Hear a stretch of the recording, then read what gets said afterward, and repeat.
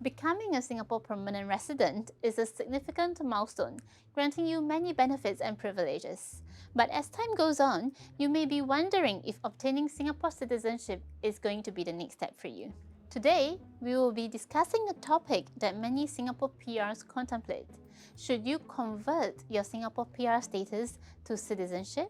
It is an important decision that will have a significant impact on your life and future plans. So let us take a look at some of the factors to consider before you make this life-changing decision. For those who are seeing me for the very first time, hi, my name is Elena, co-founder and managing director of the Immigration People. We specialize in helping expats from around the world sink their roots in Singapore in the most seamless way possible. My partner, Kay, and I co-founded the Immigration People back in 2019, and we are currently a multi-award-winning Singapore immigration consultancy firm here. Our channel can also easily be your favorite go-to channel for Singapore immigration topics on YouTube if you just click on that subscribe button. Okay, now let's begin. Before we decide whether converting your Singapore PR status to a Singapore citizenship is the right move for you, let us understand the differences between the two. As a permanent resident, you get to enjoy rights and privileges very similar to a Singapore citizen. You are free to live, work, and also own affordable residential property in this country. But becoming a Singapore citizen comes with even more advantages. You gain the eligibility to vote in elections, hold public office, and acquire a Singapore passport, one of the most powerful passports in the world, offering greater travel freedom. Unlike Singapore PRs, citizens don't have to worry about having to renew a re-entry permit periodically. These factors foster a strong sense of belonging to the Singaporean community and provides lifelong security. Transitioning from being a PR to a Singapore citizen is a personal decision based on various factors. Let us take a look at some of these considerations that may influence your choice. Firstly, duration of stay and intent. If you plan on making Singapore your long-term and permanent home, then converting to Singapore citizenship will offer you with much more benefits such as healthcare, sense of stability, and your future children will thank you for providing them with one of the best education systems in the world. Next, family. Having close family members who are already Singapore citizens make applying for Singapore citizenship a logical step.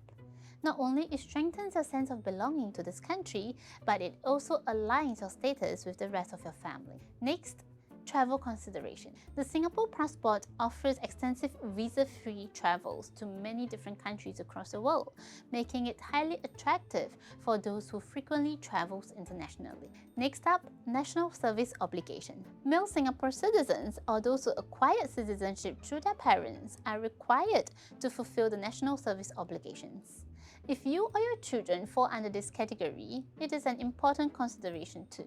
Next up, financial obligations. Both citizens and PRs contribute to the Central Provident Fund, known as CPF, but citizens may have access to more comprehensive coverage such as healthcare and retirement schemes.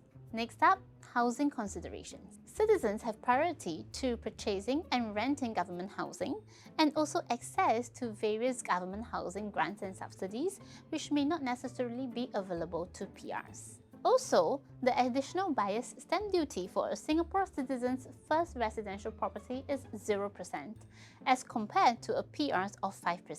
Last but not least, no dual citizenship consideration. It is important to note that the Singapore government does not recognize dual citizenships. If you have gotten your Singapore citizenship application approved, you will have to renounce your foreign citizenship. Consider these factors carefully when deciding whether or not to convert your PR status to Singapore citizenship. It's a personal choice that should align with your long-term plans and priorities. Once you have carefully weighed the factors and decided to go for your Singapore citizenship, it is time to navigate through the application process set by the ICA.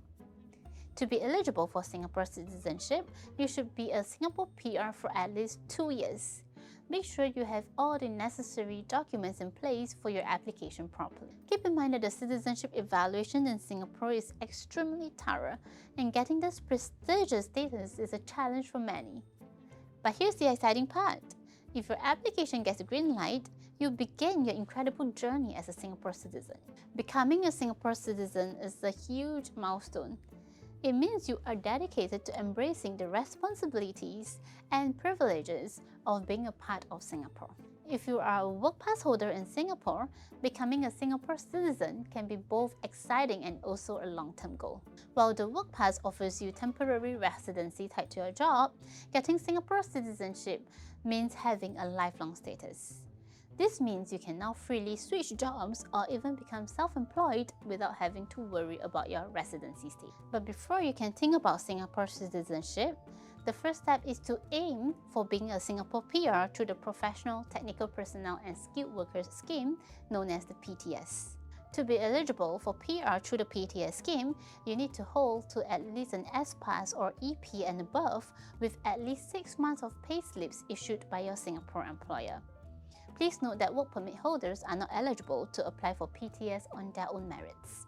Once you've obtained your permanent residency, you are already a step closer to becoming a Singapore citizen. All you need to do is to maintain your permanent residency status for 2 years and you can start applying for your Singapore citizenship. Now, while I understand that you may not be ready or prepared to give up your foreign citizenship for a Singapore passport due to various reasons such as having your immediate family members still back in your home country, having certain properties or assets that makes it complicated, now here's my take on this.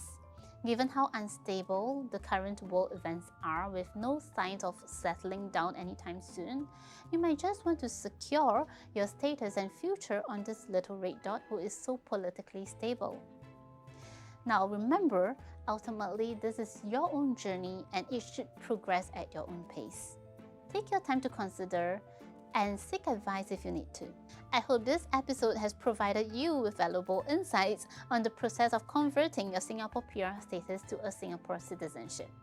If you have found the content to be helpful, don't forget to give this video a thumbs up and also subscribe to our channel for more content like this. And that's all for today. I'll see you in the next episode. Bye!